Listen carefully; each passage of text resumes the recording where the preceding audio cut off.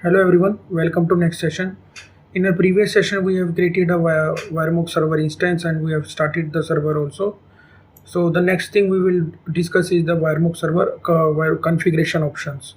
So there are different configuration options that are available that allows you to start the server on a different port and enabling, disabling the HTTP port or using any of the dynamic port whenever you are starting the server. So there might be an issue like if you are using static port like this, right, then that port is already allocated to some other process, then in that case your server will fail to start, right? So in that case you can use dynamic ports, right? HTTP or HTTPS both are available. Other than that, there are other configuration are also available that are quite advanced, I would say, like you need to set up the trust store or the proper a separate key store file for your Wiremock server so that the client can access it. So those are quite advanced concept. Those also we will discuss later on, but currently we will discuss the basic things which are required to start with, right? So to start with, we need to provide the configuration here. So we will use Wiremock configuration class, right? So here it provides us the options. So using this we can set many different options that are available, right? So let's start with the first port. So this option is same as we have used the Wiremock server. We have passed the port parameter to the Wiremock server constructor. So this is the similar one. So we will suppose we will pass the parameter here, right? And you can start the server. It will be behave same as we were doing previously, right? So the second thing is the HTTPS port, how you can set. So to set the HTTPS port, same you need to provide here the port which you want to set. So suppose I am providing 6256, right? And let's see if we are able to start server on this or not.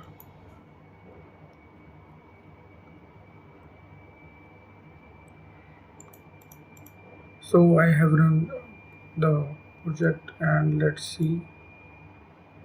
So the server has started, right? So we have already discussed how to check if the server is up or not. So we'll go to browser.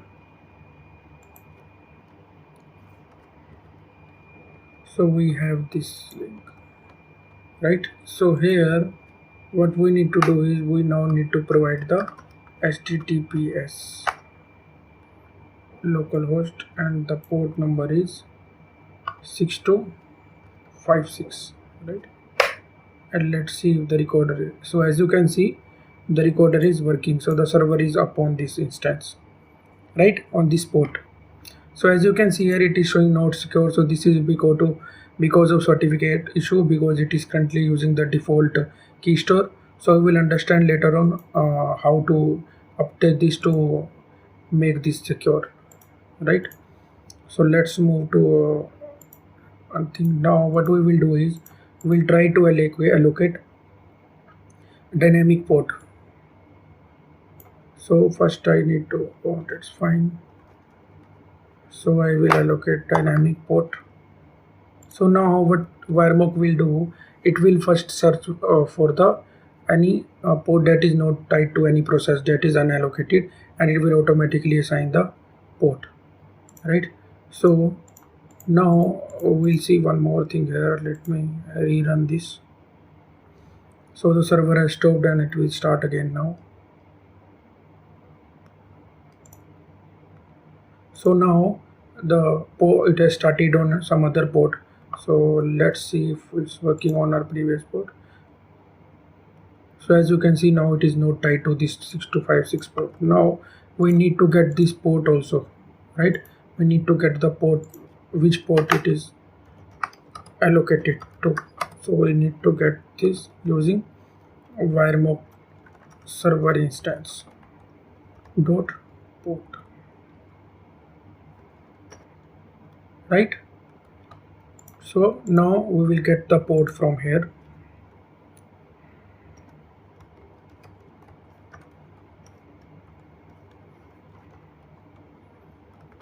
Let's rerun this.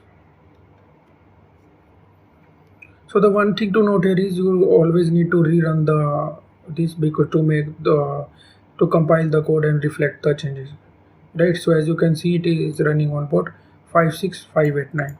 So let's check if it is working here or not. So first I will remove HTTP, as I will use HTTP, and the port number is 56589. 56589, right? So as you can see, server is started on this instance, this port, right? So that's how you can allocate dynamic ports dynamically to the Wiremock server. So I think so you all are now clear about the concept regarding the options configuration. And one more thing we need to discuss here is we will discuss how to enable verbose logging like we did in the our standalone instance when we ran using standalone jar, right?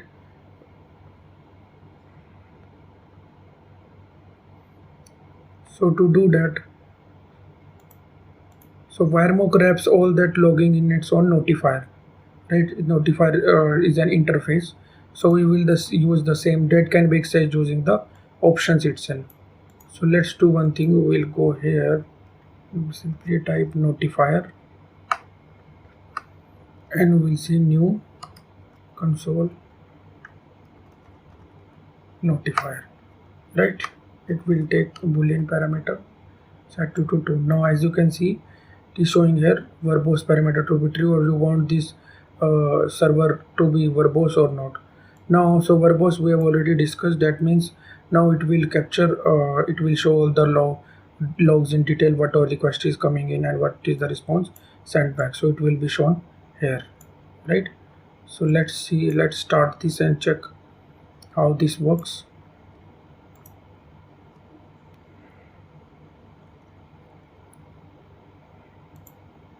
So once this is built, let's say, so as you can see, it has mentioned verbose logging is enabled, like, right? And the port allocated is 56605. So if you remember, when we were accessing the recorder previously, few minutes back, there were no logging here. Now we will try to check if the verbose logging is enabled, and we are able to see the request here. So the port number is 56605.